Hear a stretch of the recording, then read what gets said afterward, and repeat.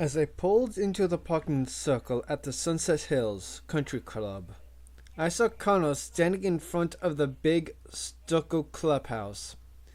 He bowed to the three Japanese golfers standing with him, and they bowed back. Then he shook hands with them all, tossed the clubs into the back seat, and got into my car. "You're late, Kohai." "Sorry, it's only a few minutes. I was held up at USC." Your lateness inconvenienced everyone. As a matter of politeness, they felt obliged to keep me company in front of the club while I waited for you. Men of their positions are not comfortable standing around. They are busy. But they felt obliged and could not leave me there. You embarrass me very much. And you reflected poorly on the department. I'm sorry, I didn't realize. Start to realize, Kohai. You're not alone in the world. I put the car in gear and drove out. I looked at the Japanese in the rearview mirror. They were waving as we left. They did not appear unhappy or in a rush to leave. "Who were you playing with?" "Oki-san is the head of Tokyo Marine in Vancouver. Hanada-san is a vice president of Mitsui Bank in London, and Kenichi Asaka runs all of Toyota's Southeast Asian plants from KL to Singapore. He's based in Bangkok." "What are they doing here?" "They're on vacation," Kana said. "A short holiday in the States for golf. They find it pleasant to relax in a slower-paced country like ours." I drove up the winding drive to Sunset Boulevard and stopped to wait for the light. Where to? The Four Seasons Hotel. I turned right, heading towards Beverly Hills. "And why are these men playing golf with you?" "Oh, we go way back," he said. "A few favors here and there, over the years. I'm nobody important, but relationships must be maintained. A phone call, a small gift, a game when you're in town. Because you never know when you will need your network. Relationships are your source of information, your safety valve, and your early warning system. In the Japanese way of seeing the world, who asked for this game?" "Hanada-san was already intending to play. I just joined him. I'm quite a good golfer, you know." Why did you want to play?" "Because I wanted to know more about the Saturday meetings," Kana said. I remembered the Saturday meetings. On the video we had seen at the newsroom, Sakamura had grabbed Cheryl Austin and said, "You don't understand. This is all about the Saturday meetings." "And did they tell you?" Kana nodded. "Apparently, they began a long time ago," he said. 1980 or so. First, they were held in the Century Plaza, and later in the Sheraton, and finally in the Biltmore. Connor stared out the window. The car jounced over the potholes on Sunset Boulevard. For several years, the meetings were a regular event. Prominent Japanese industrialists who happened to be in town would attend an ongoing discussion of what should be done about America, of how the American economy should be managed. What? Yes, that's outrageous. Why? Kana said. Why? Because this is our country. You can't have a bunch of foreigners sitting around in secret meetings and deciding how to manage it. The Japanese don't see it that way, Kana said. I'm sure they don't. I'm sure they think that they have a goddamn right. Kana shrugged. As a matter of fact, that's exactly what they think. And the Japanese believe they have earned the right to decide. Christ.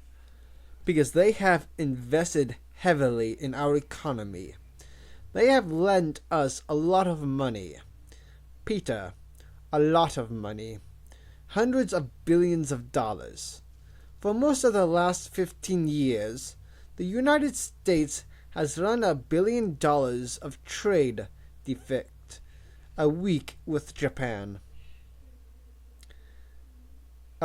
Deficit a week with Japan. That's $1 billion every week that they must do something with. A torrent of money roaring towards them. They don't especially want so many dollars. What can they do with all their excess billions? They decided to lend the money back to us. Our government was running a budget deficit year after year. We weren't paying for our own programs, so the Japanese financed our budget deficit. They invested in us, and they lent their money based on certain assurances from our government. Washington assured the Japanese that we would set our house in order. We would cut our deficit. We would improve education. Rebuild our infrastructure. Even raise taxes if necessary. In short, we would clean up our act, because only then does an investment in America make sense. I said. But we did none of those things.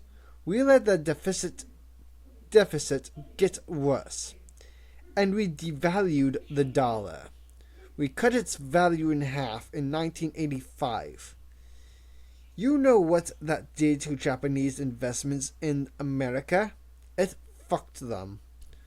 Whatever they invested in 1984 now paid half its previous return. I vaguely remembered something about this.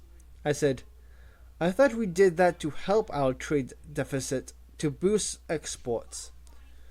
We did, but it didn't work. Our trade balance with Japan got worse. Normally, if you devalue your currency by half, the cost of everything imported doubles. But the Japanese slashed prices on their VCRs and copiers and held their market share. Remember, business is war. All we really accomplished was to make American land and American companies cheap for the Japanese to buy, because the yen was now twice as strong as it had been. We made the biggest banks in the world all Japanese, and we made America a poor country. What does this have to do with the Saturday meetings? Well, Kana said, suppose you have old uncle who is a drunk. He says if you lend him money, he'll stop drinking, but he doesn't stop drinking. And you'd like to get your money. You want to salvage what you can from your bad investment. Also, you know that your uncle being a drunk is likely to get loaded and hurt somebody. Your uncle is out of control, so something has to be done. And the family sits down together to decide what to do about their problem uncle. That's what the Japanese decided to do. Kana must have heard the skepticism in my voice. Look, he said, get this conspiracy stuff out of your head. Do you want to take over Japan? Do you want to run their country? Of course not. No sensible country wants to take over another country. Do business? Yes. Have a relationship? Yes, but not take over. Nobody wants the responsibility. Nobody wants to be bothered. Just like with the drunken uncle. You only have those meetings when you're forced to. It's a last resort. So that's how the Japanese see it. They see billions and billions of their dollars, Kohai, invested in a country that's in deep trouble, that's filled with strange individualistic people who talk constantly, who confront each other constantly, who argue all the time, people who aren't well educated, who don't know much about the world, who get their information from television, people who don't work very hard, who tolerate violence and drug use, and who don't seem to object to it. The Japanese have billions of dollars in this peculiar land, and they would like a decent return on their investment. And even though the American economy is collapsing, it will soon be third in the world after Japan and Europe. It's still important to try and hold it together, which is all they're trying to do. That's it, I said. They're just doing the good work of saving America. Somebody needs to do it, Connor said. We can't go on this way. We'll manage. That's what the English always said. He shook his head. But now England is poor, and America is becoming poor too. Why is it becoming poor? I said, speaking louder than I intended. The Japanese say it's because America has become a land without substance. We let our manufacturing go. We don't make things anymore. When you manufacture products, you add value to raw materials, and you literally create wealth. But America has stopped doing that. Americans make money now by paper manipulation, which the Japanese say is bound to catch up to us, because paper profits don't reflect real wealth. They think our fascination with Wall Street and junk bonds is crazy, and therefore the Japanese ought to manage us. They think someone ought to manage us. They'd prefer we do it ourselves. Jesus. Connor shifted in his seat. Save your outrage, Kohai. Because according to Hanada-san, the Saturday meetings stopped in 1991. Oh? Yes. That was when the Japanese decided not to worry about whether America would clean up its act. They saw advantages in the present situation. America is asleep and inexpensive to buy. So there aren't Saturday meetings anymore. There are occasional ones because of Nishibe Kenke, the ongoing Japanese-American relationship. The economies of the two countries are interlocked by now. Neither country can pull out, even if they wanted it to. But the meetings are no longer important. They are basically social functions. So what Sakamura said to Cheryl Austin is wrong, and her death had nothing to do with the Saturday meetings. What does it have to do with? My friends seem to think it was personal. A Chijo no Matsuri, a crime of passion, involving a beautiful Irikichi guy woman and a jealous man. And you believe them? Well, the thing is, they were unanimous.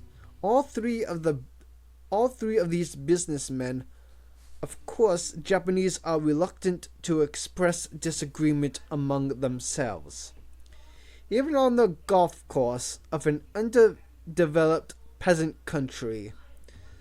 But I have learned that unanimity towards a gaijin may cover a multitude of sins.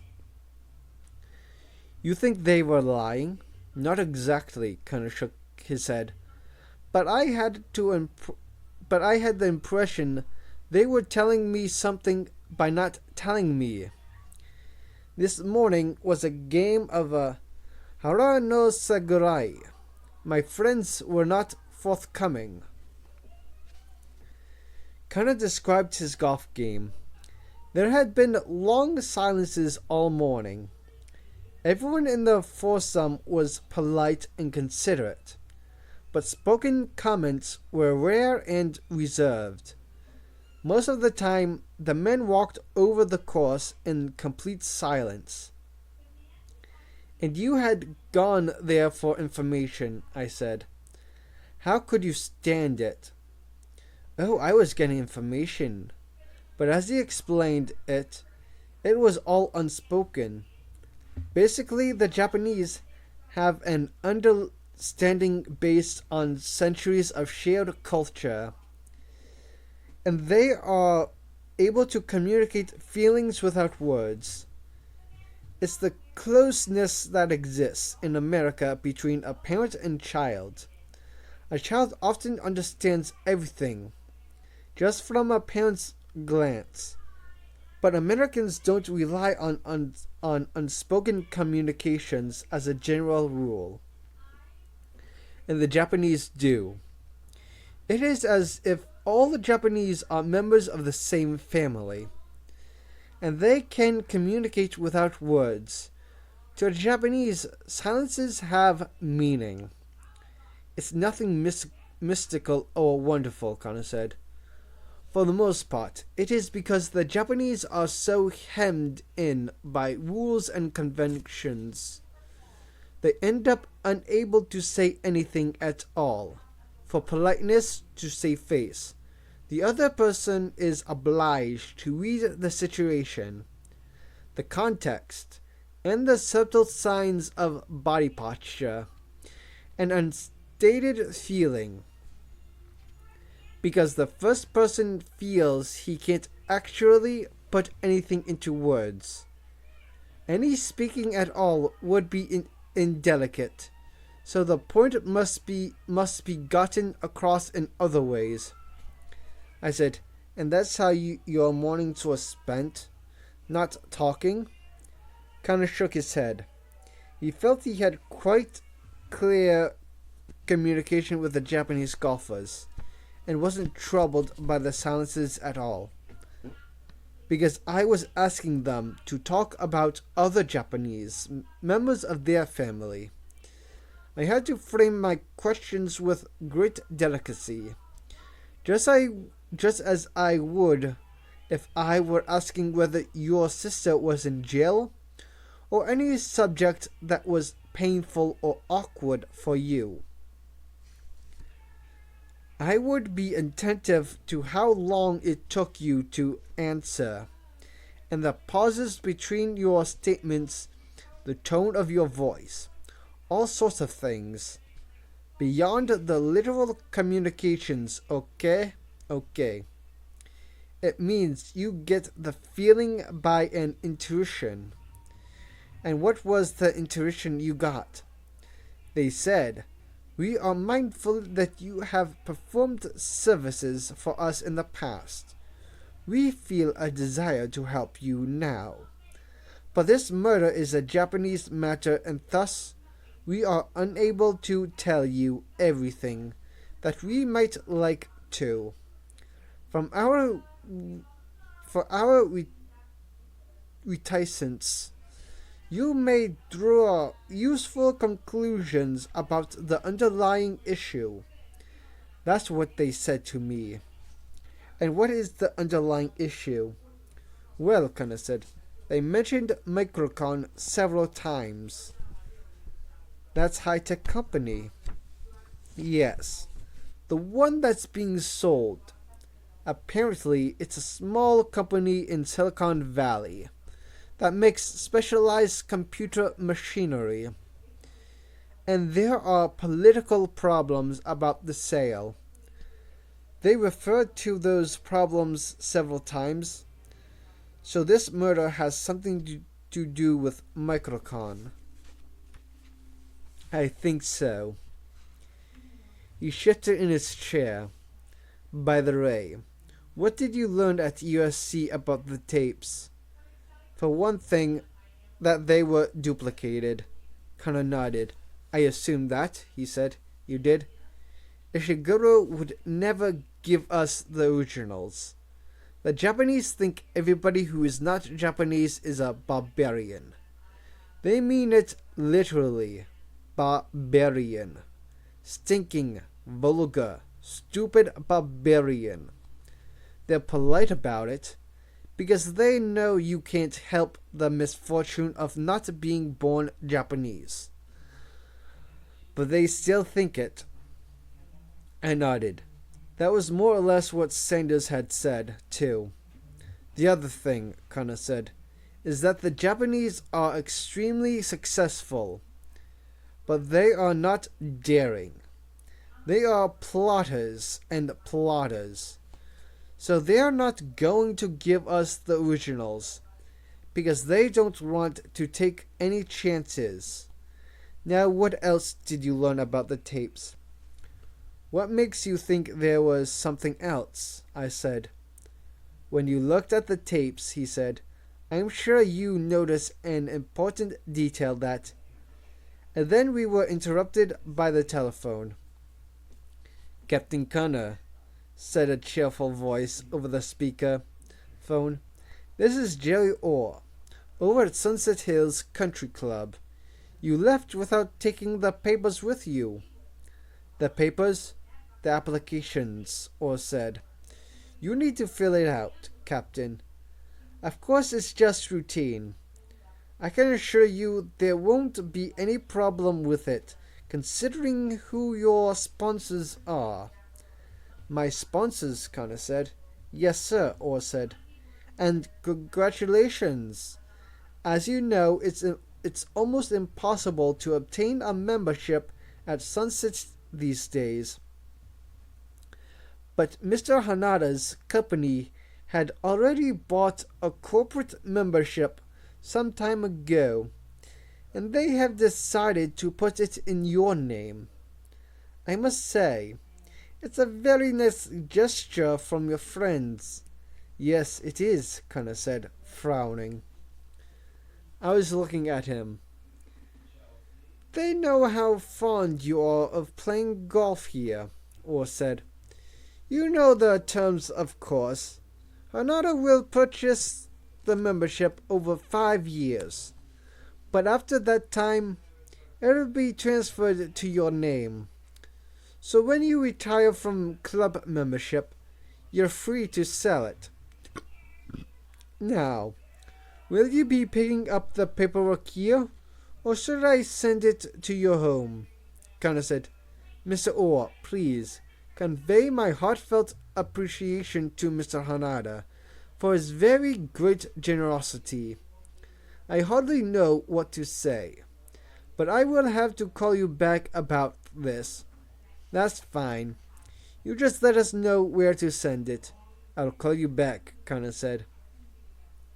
He pushed the button to end the call and stared forward, frowning.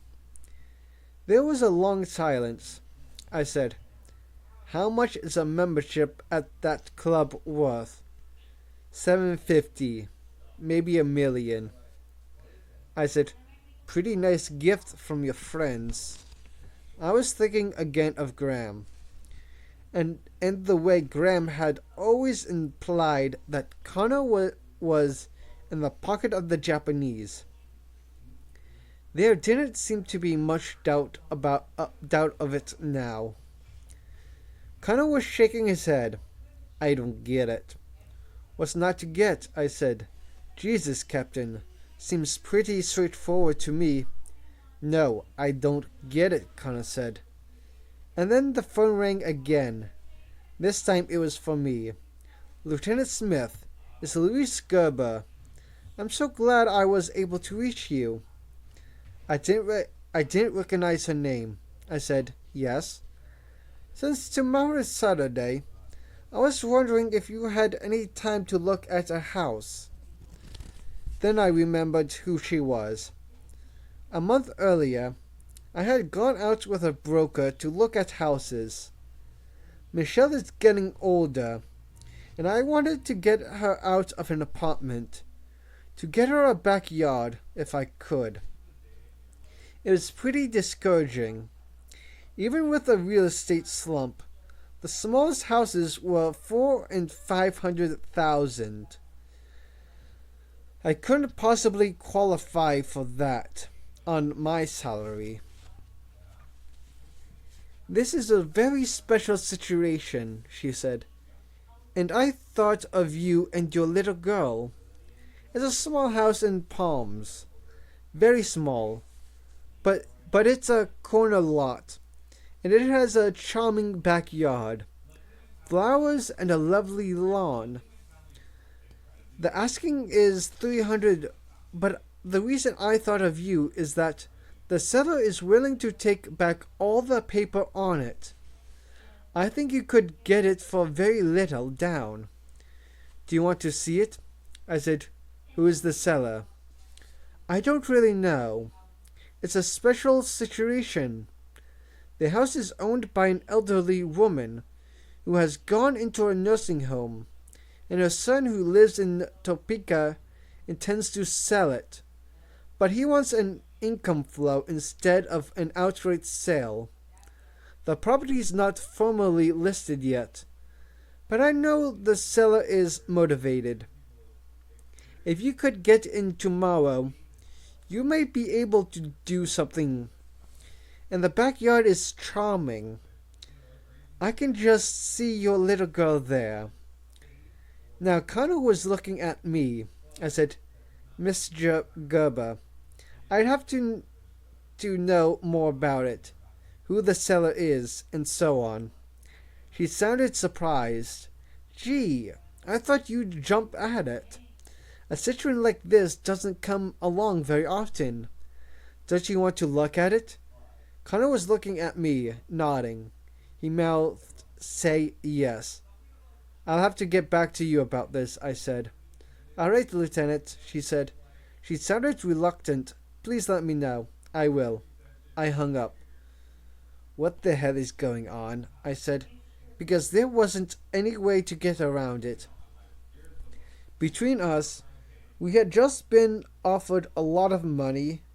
A lot of money. Connor shook his head. I don't know. Is it to do with Microcon? I don't know. I thought Microcon was a small company. This doesn't make sense. He looked very uneasy. What exactly is Microcon? I said, I think I know who to ask. Microcon, Ron Levine said, lighting a big cigar. Sure, I can tell you about Microcon. It's an ugly story. We were sitting in the newsroom of American Financial Network, a cable news operation located near the airport. Through the window of Ron's office, I could see the right satellite dishes on the roof of the adjacent garage. Ron puffed on his cigar and grinned at us. He had been a financial reporter at the Times before taking on an on-camera job here. AFN was one of the few television's operations where the on-camera people weren't scripted. They had to know what they were talking about, and Ron did. Microcon, he said, was formed 5 years ago by a consortium of American computer manufacturers. The company was intended to develop the next generation of X-ray lithography machines for computer chips. At the time Microcon started up, there were there were no American manufacturers of lithography machines. They'd all been put out of business in the 80s under intense competition from the Japanese. Microcon developed new technology and has been building machines for American companies, okay? Okay, I said. 2 years ago, Microcon was sold to Dolly Higgins, a management company in Georgia. Dolly's other operations were foundering. The company decided to sell Microcon to raise cash. They found a buyer in Akai Ceramics, an Osaka company that already made lithography machines in Japan.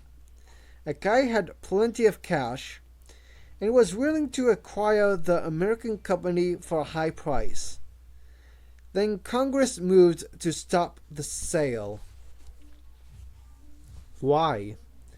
The decline of American business is starting to disturb even Congress.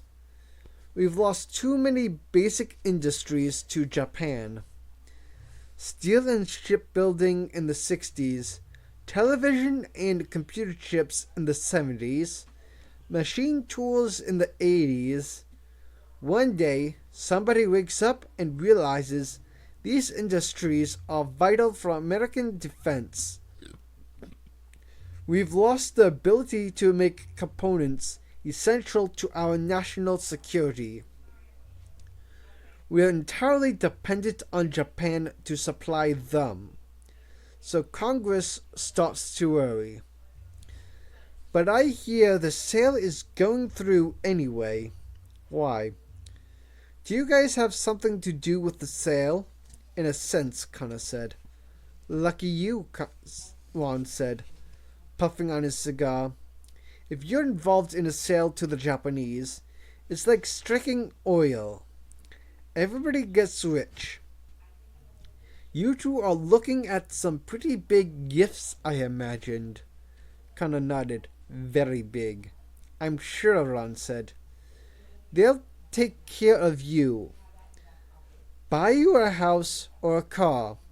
Get you cheap financing, something like that. I said, why would they do that? Ron laughed. Why would they eat sushi? It's the way they conduct business. Connor said, but isn't Microcon a small sale? Yeah, pretty small. The company's worth $100 million. Akai's buying it for $150. On top of that, they probably have another $20 million in incentives to the current corporate officers. Maybe $10 million in legal, $10 million in consultant fees spread around Washington, and $10 million in miscellaneous gifts for people like you. So call it $200 million in total. I said, $200 million for a $100 million company? Why are they paying more than it's worth? They're not, Ron said. As far as they're concerned, they're getting a bargain. Why? Because, Ron said, if you own the machines that are used to make something, like computer chips, you own the downstream industries that depend on those machines. Microcon will give them control over the American computer industry, and as usual, we are allowing it to happen, just the way we lost our television industry and our machine tool industry. What happened to the TV industry? I said. He glanced at his watch. After World War II, America was the world's leading manufacturer of televisions. 27 American companies like Zenith, RCA, GE, and Emerson had a solid technological lead over foreign manufacturers. American companies were successful around the world except in Japan. They couldn't penetrate the closed Japanese market. They were told if they wanted to sell in Japan, they had to license their technology to Japanese companies. And they did, reluctantly, under pressure from the American government, which wanted to keep Japan as a friendly ally against Russia, okay? Okay. Now, licensing is a bad idea. It means Japan gets our technology for their own use, and we lose Japan as an export market. Pretty soon, Japan begins to make cheap black and white TVs and exports them to America. Something we can't do in Japan, right? By 1972, 60% of American black and white sales are imports. By 1976, 100% are imports. We've lost the black and white market. American workers don't make those sets anymore. Those jobs are gone from America. We say it doesn't matter. Our companies have moved on to color. But the Japanese government starts an intensive program to develop a color television industry. Once again, Japan licenses American technology, refines it in their protected market, and floods us with exports. Once again, exports drive out American companies. Exactly the same story. By 1980, only 3 American companies still make color TVs. By 1987, there's only one Zenith. But Japanese sets were better and cheaper, I said. They may have been better, Ron said, but they were only cheaper because they were sold below production cost. To wipe out American competitors.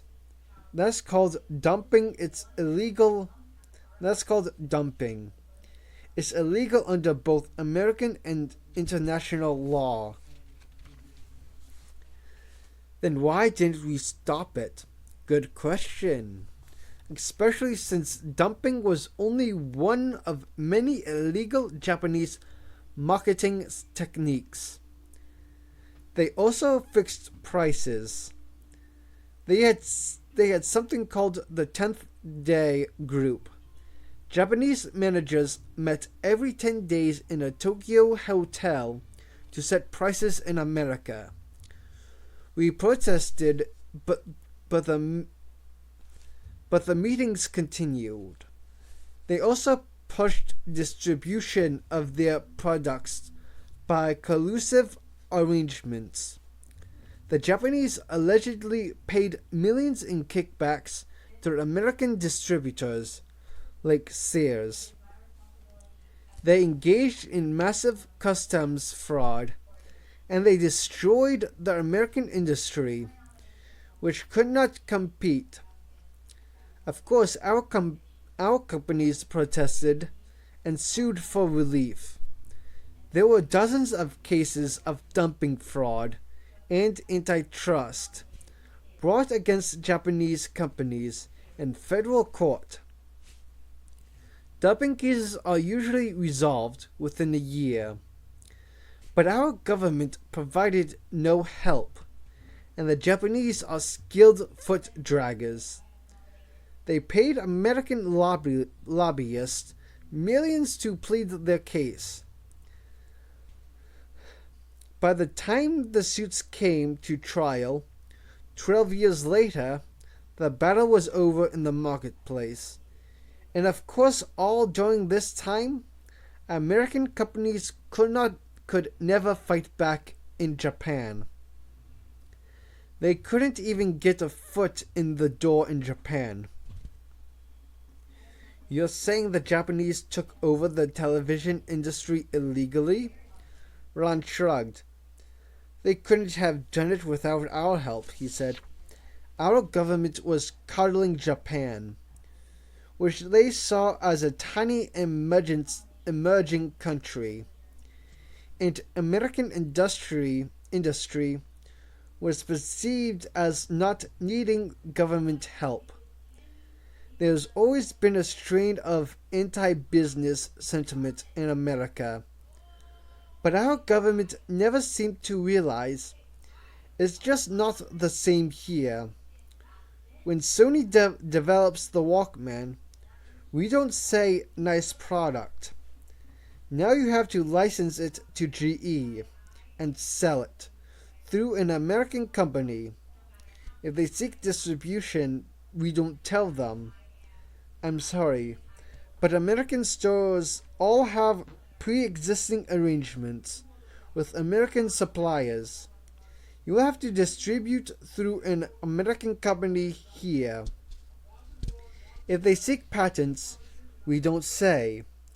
Patents take 8 years to be awarded, during which time your application will be publicly available so that our companies can read what you've invented and copy it free of charge.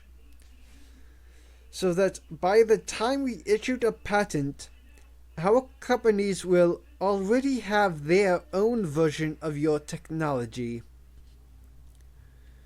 We don't do any of those things.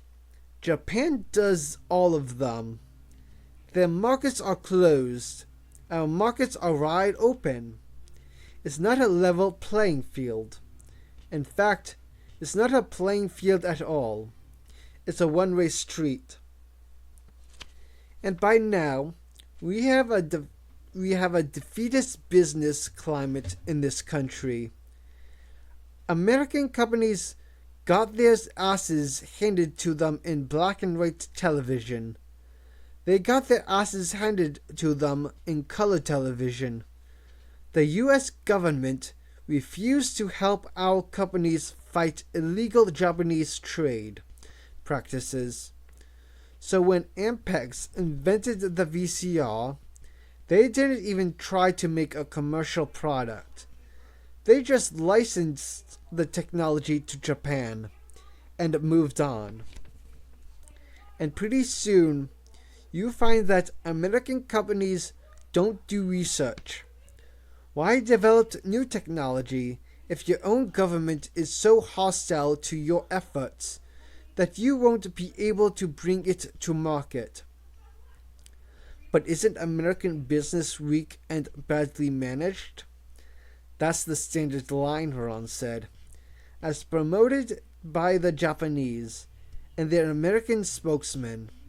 It's only with a few episodes that people ever glimpsed how outrageous the Japanese really were. Like the Hodali case. You know that one. Hodali was a machine tool company that claimed that its patents and licenses were being violated by companies in Japan. A federal judge sent Hodali's lawyer to Japan to gather evidence, but the Japanese refused to issue him a visa. You're kidding. What do they care, Ron said. They know we'll never retaliate. When the Hodali case came before the Reagan administration, it did nothing. So Hodali got out of machine tools because nobody can compete against dumped products. That's the whole point of doing it. Don't you lose money if you dump? For a while, yes, but you're selling millions of units, so you can refine your production lines and get your costs down. A couple of years later, you really can make the products for a lower cost. Meanwhile, you've wiped out the competitions and you control the market. You see, The Japanese think strategic, strategic, strategic, strat, strat, strategic,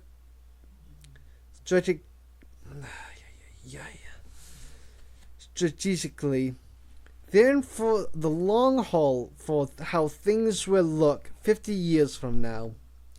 An American company has to show a profit every 3 months, or the CEO and the officers will be out on the street. But the Japanese don't care about short-term profits at all. They want market share. Business is like warfare to them.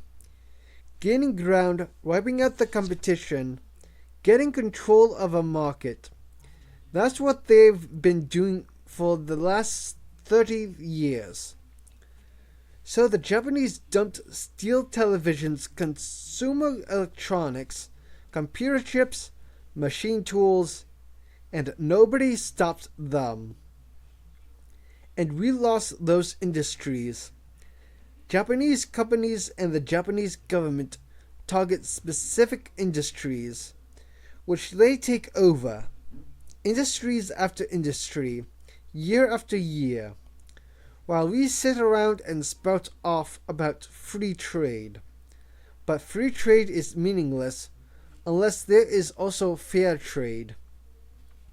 And the Japanese don't believe in fair trade at all. You know, there's a reason the Japanese love Reagan. They cleaned up during his presidency. In the name of free trade, he spread our legs real wide. Why don't Americans understand this? I said, kind of laughed. Why do they eat hamburgers? It's the way they are, Kohai. From the newsroom, a woman called, "Somebody named Connor here? Call for you from the Four Seasons Hotel." Connor glanced at his watch and stood up. "Excuse me." He walked out into the newsroom. Through the glass, I saw him talking on the phone, making notes.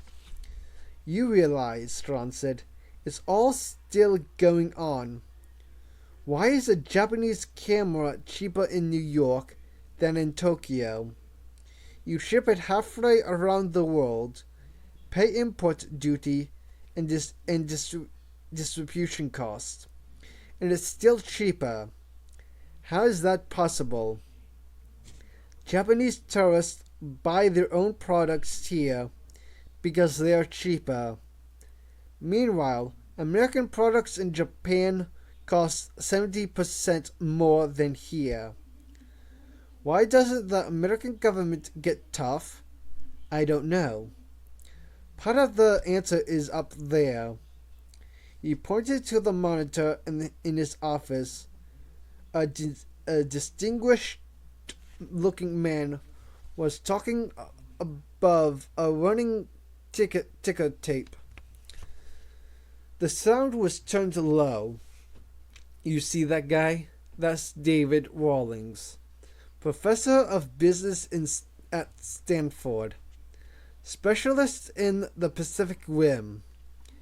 He's a typical, turn that up, will you? He might be talking about Microcon." I turned the knob on the set. I heard Rawlings say, think American attitudes are completely irrational.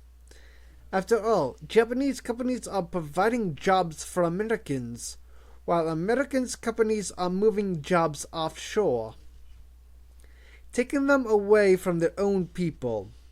The Japanese can't understand what the complaints are about. Ron sighed. "Typical bullshit," he said. On the screen, Professor Rawlings was saying, "I think the American people are rather ungrateful for the help our country is getting from foreign investors." Ron laughed. "Rawlings is part of the group we call the Chrysanthemum Kissers, academic experts who deliver the Japanese propaganda line.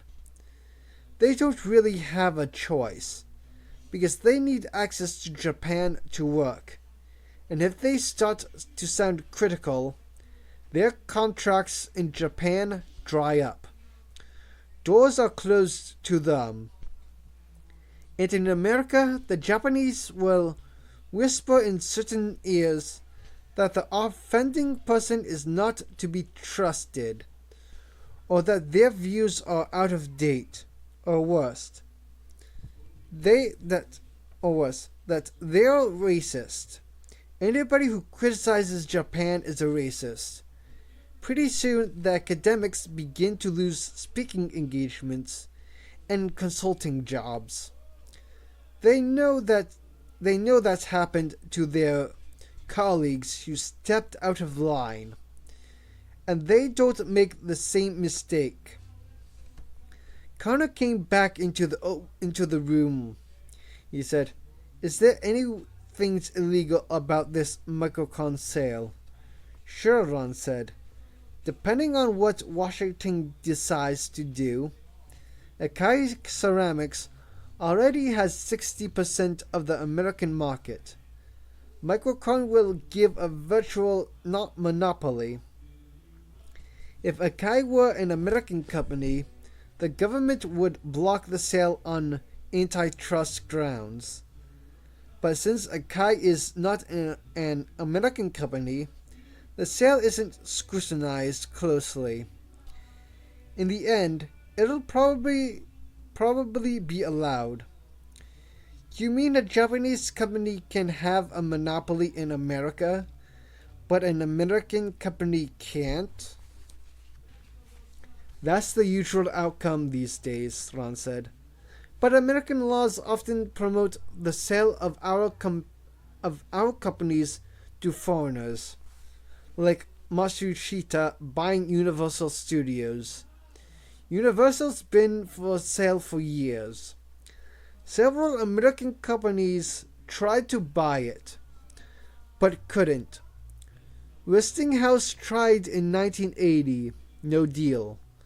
Violates antitrust. RCA tried, no deal. Violates conflict of interest. But when Matsushita's came in, there were no laws against it at all. Recently, our laws changed. Under present law, RCA could buy Universal, but back then, no. Microcon is just the latest example of crazy American regulations." I said, "But what do Americans' computer companies say about the Microcon sale?" Ron said, "American companies don't like the sale, but they don't oppose it either. Why not? Because American companies feel overregulated by the government already. 40% of all American exports are covered by security regulations. Our government doesn't allow our computer companies to sell to Eastern Europe. The Cold War is over, but the regulations still exist. Meanwhile, the Japanese and Germans are selling products like mad. So the Americans want less regulation, and they see any attempt to block the Microcon sale as government interference." I said, "It still doesn't make sense to me." "I agree," Ron said. "The American companies are going to get killed in the next few years. Because if Japan is the sole source of chip-making machines, they're in a position to withhold the machines from American companies." "Would they do that?" "They've done it before," Ron said. "Ion implanters and other machines. But the American companies can't get together.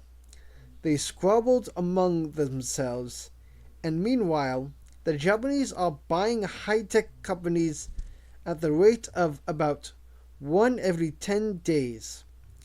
For the last 6 years, we are being disemboweled, but our government doesn't pay attention, because we have something called CFUS, the on Foreign Investment in the United States, that monitors the sale of high-tech companies.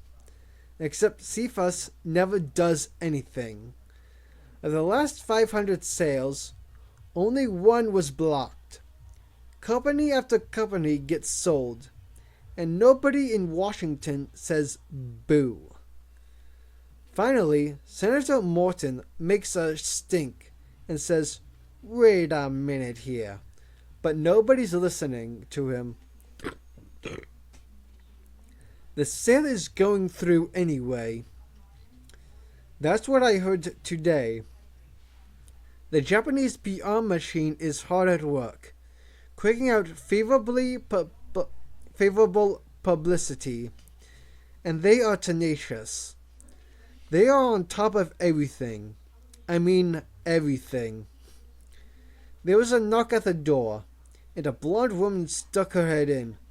"Sorry to disturb you, Ron," she said, "but Keith just got a call from the Los Angeles representative for NHK, Japanese national television. He wants to know why our reporter is bashing Japan." Ron frowned. Bashing Japan? What's he talking about? "He claims our reporter said on air, 'The damn Japanese are taking over this country.'" "Come on," Ron said. "Nobody would say that on air." "Who's supposed to have said that?" "Lenny in New York." Over the back hall, the woman said, Ron shifted in his chair. "Uh-oh," he said. "Did you check the tapes?" "Yeah," she said. "They're tracing the download now in the main control room. But I assume it's true." "Hell." I said, "What's the back hall?" "Our satellite feed. We pick up segments from New York and Washington every day, and we play them. There's always about a minute before and after that isn't aired. We cut it out, but the wall transmission can be picked up by anybody with a private dish who wants to hunt for our signal. And people do. We warn the talent to be careful what they do in front of a camera. But last year, Louie unbuttoned her blouse and milked herself, and we got calls from all over the country. Ron's phone rang. He listened for a moment and said, "Okay, I understand," and hung up. They checked the tape. Lenny was talking on the camera before the feed, and he said to Louis, "The goddamn Japanese are going to own this country. If we don't rise up," it wasn't on air, but he did say it. He shook his head ruefully. "The NHK guy knows we didn't run it." "Yeah, but he's saying it can be picked up and he's protesting on that basis," Ron said. "So they even monitor our back hall. Jesus, what does Keith want to do?" "Keith says he's tired of warning New York talent. He wants you to handle it." "Does he want me to call the NHK guy?" "He says use your judgment. But we have to deal with NHK for the half-hour show. We send them every day, and he doesn't want that risked. He thinks you should apologize," Ron sighed. "Now I have to apologize for what wasn't even on air. God damn it." He looked at us. "Guys, I have to go. Was there anything else?" "No," I said. "Good luck." "Listen," Ron said. "We all need good luck. You know NHK is starting Global News Network with $1 billion in capitalization. They're going to take on Ted Turner's CNN around the world, And if past history is any guide, he shrugged, kiss the American media goodbye. As we were leaving, I heard Ron say on the phone, Mr. Akasaka, Ron Levine over here at AFN. Yes, sir. Yes, Mr. Akasaka, sir. I wanted to express my concern and deep apologies about what our reporters said over the satellite. We closed the door and left. Where now? I said.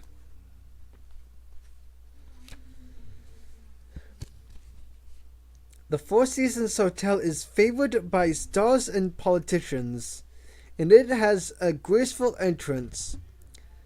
But we were parked around the corner by the service entrance. A large dairy truck was pulled up to a loading dock, and kitchen staff was unloading cartons of milk. We had been waiting here for 5 minutes. Connor glanced at his watch. I said, Why are we here? We are complying with the Supreme Court, Kohai. At the loading dock, a woman in a business suit came out, looked around and waved. Connor waved back. She disappeared again. Connor got out his billfold and took out a couple of 20s. One of the first things I learned as a detective, Connor said, is that hotel staff can be extremely helpful, particularly since the police have so many restrictions these days. We can't go into a hotel room without a warrant. If we did, whatever we found in a search would be inadmissible, right? Right. But the maids can go in. Valet and housekeeping and room service can go in, So I've learned to maintain contacts at all the big hotels. He opened the door. I'll only be a moment. He walked by the loading dock and waited. I tapped the steering wheel with my hands. The words came into my head. I changed my mind. This love is fine. Goodness gracious, great balls of fire. On the loading dock, a maid in uniform came out and talked to Connor briefly. He took notes. She held something golden in the palm of her hand. He didn't touch it. He just looked at it and nodded. She slipped it back in her pocket. Then he gave her money. She went away. You shake my nerves and you rattle my brain. Too much love drives a man insane. You broke my will, but what a thrill. A valet came out onto the loading dock, carrying a man's blue suit on a hanger. Connor asked a question, and the valet looked at his watch before he answered. Then Connor crouched down and peered closely. At the lower edges of the suit coat, he opened the jacket and examined the trousers on the hanger. The valet took away the first suit and brought a second one out onto the dock. This one was a blue pinstripe suit. Connor repeated his inspection. He seemed to find something on the coat and scraped it carefully into a small glass-lined bag. Then he paid the valet and walked back to the car. I said, "Checking Senator Rowe?" "Checking a number of things," he said. "But yes, Senator Rowe." Rowe's aide had white panties in his pocket last night, but Cheryl was wearing black panties. "That's true," Connor said, "but I think we are making progress. What have you got in the bag?" He took the little glassine bag out and held it to the light. I saw small dark strands through the plastic. Carpet fibers, I think. Dark like the carpet at the Nakamoto conference room. Have to check with the lab to be sure. Meanwhile, we have another problem to solve. Start the car. Where are we going? Dolly Higgins, the company that owns Microcon.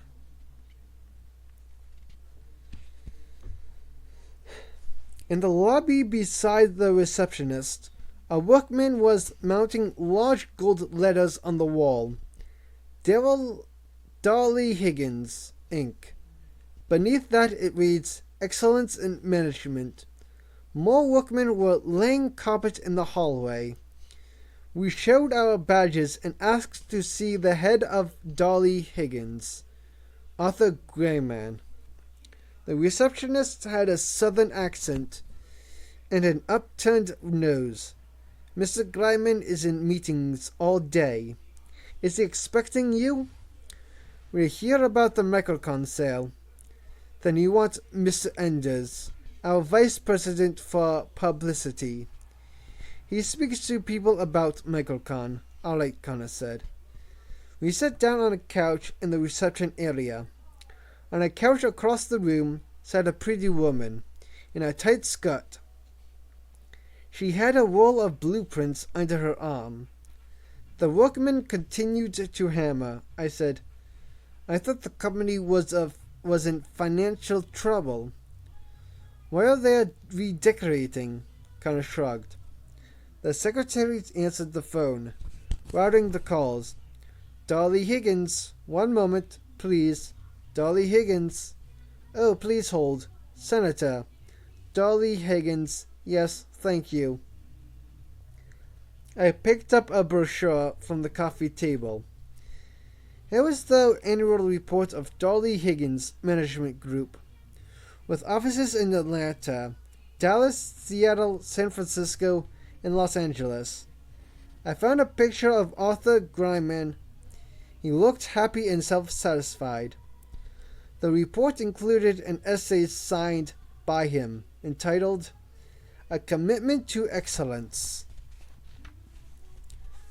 The secretary said to us, Mr. Enders will be right with you. Thank you, Connor said. A moment later, 2 men in business suits walked out into the hallway. The woman with the blueprints stood. She said, Hello, Mr. Greiman. Hello, Beverly, the older man said. I'll be with you in a minute. Connor stood up, too. The secretary immediately said, Mr. Greiman, these men. Just a minute, Greiman said. He turned to the man with him, who was younger, in his early 30s. Just make sure you get it straight with Roger, Greiman said. The younger man was shaking his head. He won't like it. I know he won't. But tell him anyway. $6 million for indirect compensation for the CEO is the minimum. But Arthur, just tell him. I will, Arthur. The younger man said, smoothing his tie. He lowered his voice. But the board may balk at raising you. About 6. When company earnings are down so much. We're not talking about earnings, Greiman said. We're talking about compensation. It has nothing to do with earnings. The board has to match current compensation levels for chief executives. If Roger can't bring the board into line on this, I'm going to cancel the March meetings and ask for changes. You'll tell him that. Okay, I will, Arthur, but just do it. Call me tonight. Right, Arthur. They shook hands. The younger man walked off unhappily. The receptionist said, Mr. Greiman, these gentlemen. Greiman turned to us, said, Mr. Greiman, we'd like to speak to you for a minute about Microcon. And he turned slightly aside and showed his badge. Greiman exploded in rage. Oh, for Christ's sake, not again. This goddamned harassment. Harassment? What would you call it? I've had senatorial staffers here. I've had the FBI here. Now I have the LA police. We're not criminals. We own a company and we have the right to sell it. Where is Louise? The receptionist said, Mr. Enders is coming. Connor said calmly, Mr. Greiman, I'm sorry to disturb you. We have only one question. It'll just take a minute, Greiman glowered. What's your question? How many bidders were there for MicroCon? That's none of your business, he said. Anyway, our agreement with Akai stipulates that we can't discuss the sale publicity in any way. Connor said, was there more than one bidder? Look, you have questions, you talk to Enders. I'm busy. He turned to the woman with the blueprints. Beverly, what have you got for me? I have a revised layout for the boardroom, Mr. Gleiman, and tile samples for the washroom. A very nice gray, I think. You'll like. Good, good. He led her down the hallway, away from us. Connor watched them go, and then abruptly turned toward the elevator. Come on, Kawhi. Let's get some fresh air. Why does it matter if there were other bidders? I said. When we were back in the car, it goes back to the original question we had, Connor said. Who wants to embarrass Nakamoto? We know the sale of MicroCon has strategic significance. That's why Congress is upset. But that almost certainly means other parties are upset too. In Japan? Exactly. Who will know that? Akai. The Japanese receptionist tittered when we saw Connor's badge. Connor said, we would like to see Mr. Yoshida. Yoshida was the head of the company. One moment, please. She got up and hurried away, almost running. Akai Ceramics was located on the 5th floor of a bland office block in El Segundo. The decor was spare and industrial looking. From the reception area, we could see into a large space, which was not partitioned. Lots of metal desks and people at the phones. The soft click of word processors. I looked at the office. Pretty bare. All business, Connor said, nodding. In Japan, ostentation is frowned on. It means you are not serious. When old Mr. Matsushita was the head of the 3rd biggest company in Japan, he still took the regular commercial jet between his head offices in Osaka and Tokyo. He was the head of a $50 billion company, but no private jets for him. As we waited, I looked at the people working at the desks. A handful were Japanese. Most were Caucasians. Everyone wore blue suits. There were almost no women. In Japan, Connor said, if a company is doing poorly, the first thing that happens is the executives cut their own salaries. They feel responsible for the success of the companies, and they expect their own fortunes to rise and fall as the company succeeds or fails. The woman came back and sat at her desk without speaking. Almost immediately, a Japanese man wearing a blue suit came toward us. He had gray hair, horn-rimmed glasses, and a solemn manner. He said, "Good morning. I am Mr. Yoshida." Connor made the introductions. We all bowed and exchanged business cards. Mr. Yoshida took each card with both hands, bowing each time. Formally, we did the same. I noticed that Kana did not speak Japanese to him. Yoshida led us to his office.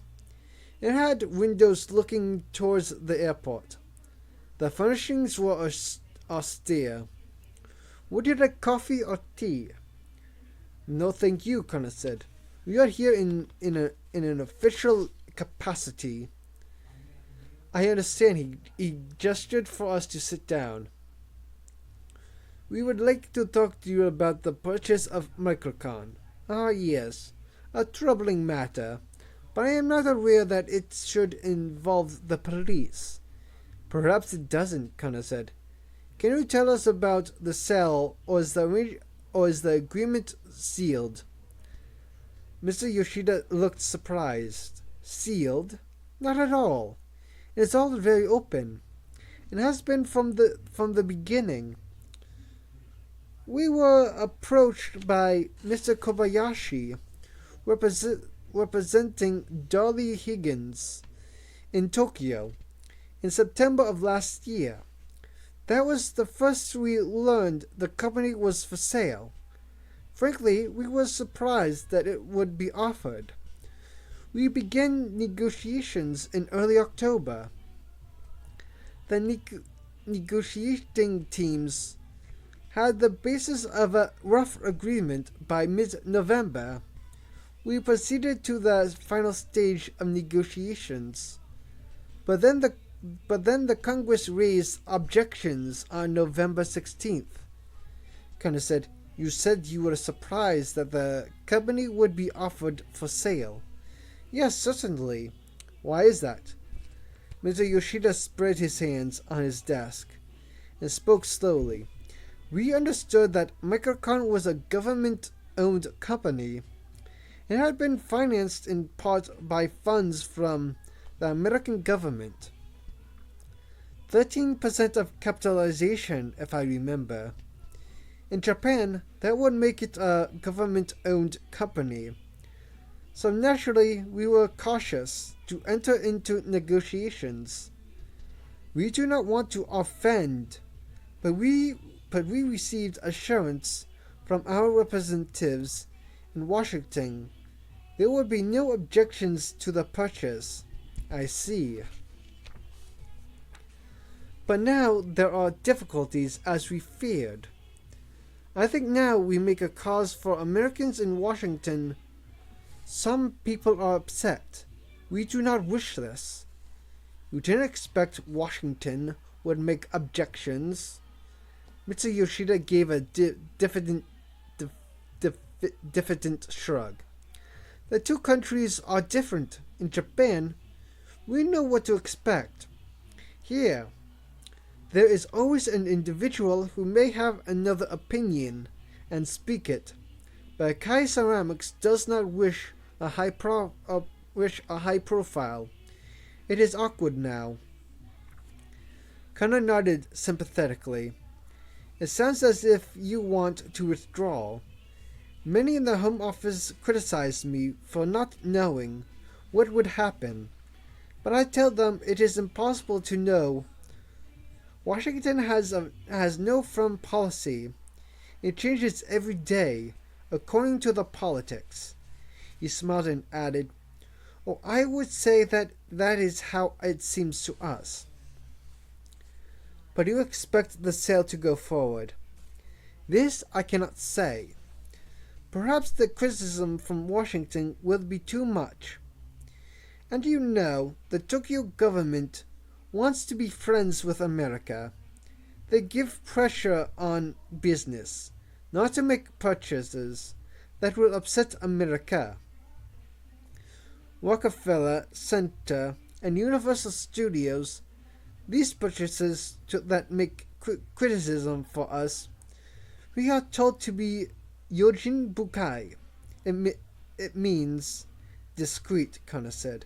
Careful, yes, very. He looked at Kana. You speak Japanese? A little. Yoshida nodded. For a moment he seemed to consider switching to Japanese, but did not. We wish to have friendly relations, he said. These criticisms criticisms of us, we feel they are not fair. The Dolly Higgins Company has many financial difficulties. Perhaps bad management. Perhaps some other reason. I cannot say. But that is not our fault. We are not responsible for that. And we did not seek Mercacon. It was offered to us. Now we are criticized for trying to help. He sighed. Outside, a big jet took off from the airport. The windows rattled. Gunnar said, and the other bidders from Mercacon. When did they drop out? Mr. Yoshida frowned. There were no other bidders. The company was privately offered. Dolly Higgins did not wish to make known their financial difficulties, so we cooperated with them. But now, the press makes many distortions about us. We feel very Kisushita, wounded, yes. He shrugged. That is how we feel. I hope you understand my poor English. There was a pause. In fact, for the next minute or so, nobody said anything. Kana sat facing Yoshida. I sat beside Kana. Another jet took off, and the window vibrated again. Still, nobody spoke. Yoshida gave a long sigh. Kana nodded. Yoshida shifted in his chair and folded his hands over his belly. Kana sighed and grunted. Yoshida sighed. Both men seemed to be entirely focused. Something was taking place, but it was not clear what.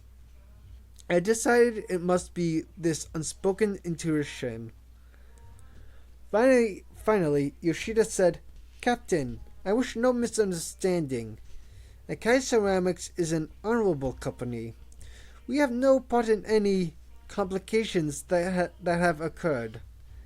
Our position is difficult, but I will assist you in whatever way I can. Kana said, I am grateful. Not at all. Then Yoshida stood up. Kana stood up. I stood up. We all bowed, and then we all shook hands. Please do not hesitate to contact me again. If I can be of assistance, thank you, Kana said. Yoshida led us to the door to his office. We bowed again, and he opened the door. Outside was a fresh-faced American man in his 40s. I recognized him at once. He was the blond man who had been in the car with Senator Rowe the night before. The man who hadn't introduced himself. Ah, Richmond-san, Yoshida said. Very good luck you are here. These gentlemen are just asking about Michael-con Baishu. He turned to us. Perhaps you will like to talk to Mr. Richmond. His English is much better than mine. He can give you many more details you may wish to know.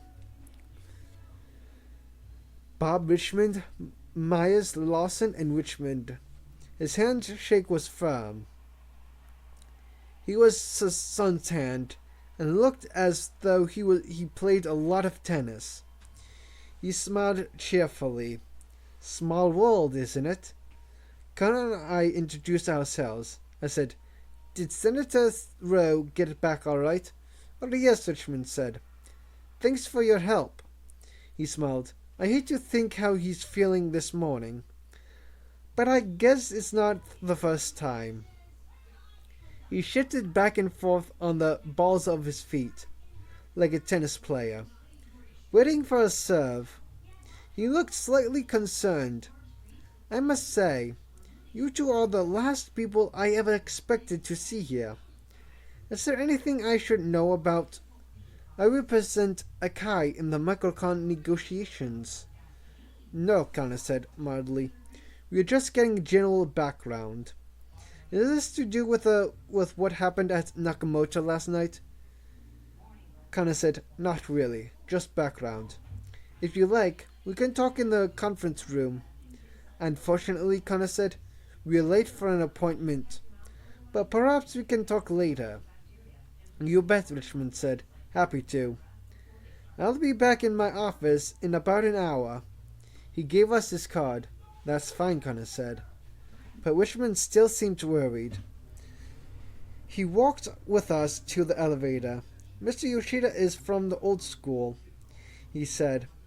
I'm sure he was polite, but I can tell you he is furious about what happened with the microcon thing. He's taking a lot of heat from Akai Tokyo, and it's very unfair. He really was sandbagged by Washington. He got assurances there would be no objections to the sale, and then Morton pulled the rug out from under him. Connor said, Is that what happened?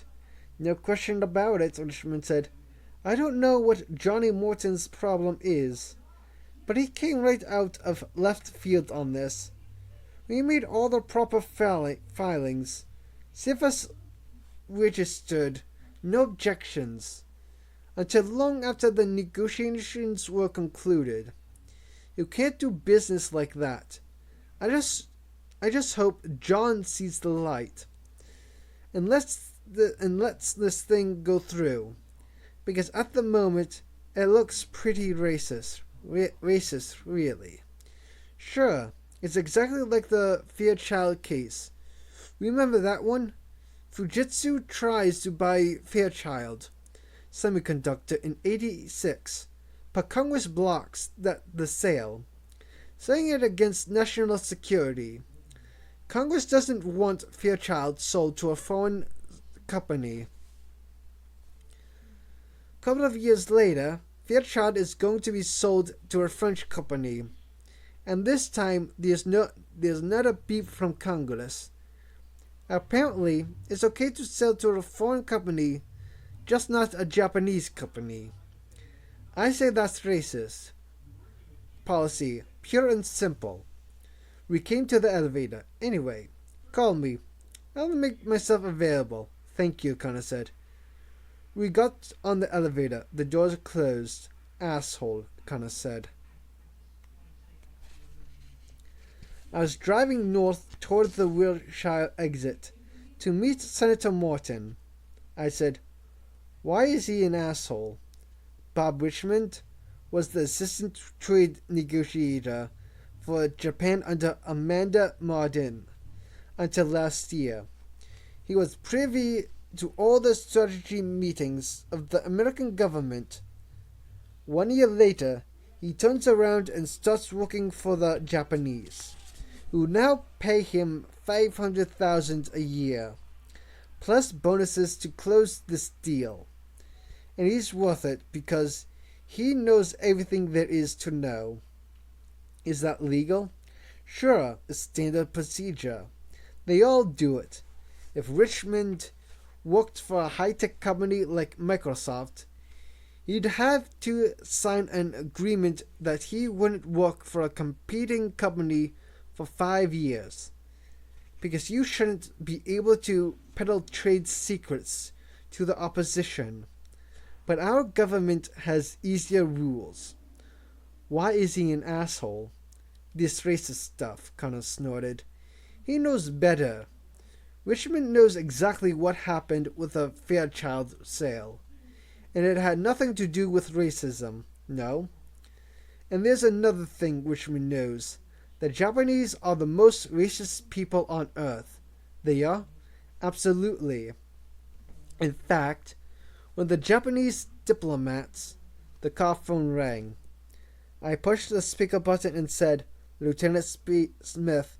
Over the speaker, a man said, Jesus, finally. Where the hell have you guys been? I want to get to sleep. I recognized the voice. Fred Hoffman, the watch commander from the night before. Connor said, Thanks for getting back to us, Fred. What is it you wanted? Well, I'm curious, Connor said, about the Nakamoto calls you got last night. You and everybody else in this town, Hoffman said. I got half the department on my ass about this. Jim Olsen, is practically camping on my desk, going through the paperwork, even though it was all routine at the time. If you just review what happened, sure, first thing, I got the transmittal from Metro. That was the original phone-in. Metro wasn't sure what it meant because the caller had an Asian accent and sounded confused. Or maybe on drugs. He kept talking about problems with the disposition of the body. They couldn't get it clear what he was talking about. Anyway, I dispatched a black and white about 8:30. Then when they confirmed a homicide, I assigned Tom Graham and Rudy Marino, for which I got all kinds of shit later. But what the hell they were up on the roster next? You know, we're supposed to stay in strict rotation for detective assignments to avoid the appearance of special treatment. That's policy. I was just following it. Anyway, then Graham calls in at 9 o'clock and reports there's trouble at the scene. And there is a request for the Special Services Liaison. Again, I check the list. Pete Smith is the SSO on call. So I give Graham his number at home. And I guess he called you, Pete. Yes, I said, he did. Alright, Connor said. What happened after that? About 2 minutes after, Graham calls maybe 9:05. I got a call from somebody with an accent. I would say it sounds like an Asian accent, but I don't know for sure. And the guy says that on behalf of Nakamoto, he is requesting Captain Connor be assigned to the case. The caller didn't identify himself. Sure he did. I made him identify himself, and I wrote down the name, Koichi Nishi. And he was from Nakamoto? That's what he said, Hoffman said. I'm just sitting there, working the phone. What the hell do I know? I mean, this morning, Nakamoto is formally protesting the fact that Connor was assigned to the case, and saying that they have nobody named Koichi Nishi employed by them. They're claiming it's all a fabrication. But let me tell you, somebody called me. I'm not making it up. I'm sure you're not, Connor said. You say the caller had an accent. Yeah, his English was pretty good. You know, almost hip. But there was a definite accent. The only thing I thought was funny was that he seemed to know a hell of a lot about you. Oh? Yeah, first thing he says to me, do I know your phone number or should he give it to me? I say, I know the number. I'm thinking, I don't need some Japanese to tell me the phone numbers of people on the force. Then he says, you know Captain Kana doesn't always answer his phone. Be sure to send him somebody down there to pick him up. Interesting, Kana said. So I called Pete Smith and told him to swing by and pick you up. And that's all I knew. I mean, this is all in the context of some political problem they're having at Nakamoto. I knew Graham was unhappy. I figured other people were unhappy too. And everybody knows Connor has special relationships with the community. So I put it through, and now there is all this shit coming down. Fucking beats me. Tell me about the shit, Connor said. It starts maybe 11 o'clock last night, when the chief called me about Graham. Why did I sign Graham? I tell him why. But he's still not happy. Then wait at the end of my watch, maybe 5 a.m. There's the business about how Connor got brought in. How did it happen? Why did it happen? And now there's a story in there in the Times, and this whole thing about racism by the police. I don't know which way to turn here. I keep explaining I didn't the routine thing. By the book. Nobody's buying that, but it's true. And sure it is, Connor said. Just one more thing, Fred. Did you ever listen to the original Metro call? Damn right I did. I heard it about an hour ago. Why? Did the voice that called in sound like Mr. Nishi? Hoffman laughed. Christ, who knows? Captain, maybe you're asking me if one Asian voice sounds like another Asian voice I heard earlier. Honestly, I don't know the original voice on the call. Sounded pretty confused. Maybe in shock. Maybe on drugs. I'm not sure. All I know is whoever Mr. Nishi actually was, he knew a hell of a lot about you. Well, that's very helpful. Get some rest. Connor thanked him and hung up. I pulled off the freeway and headed down Wilshire to our meetings with Senator Morton.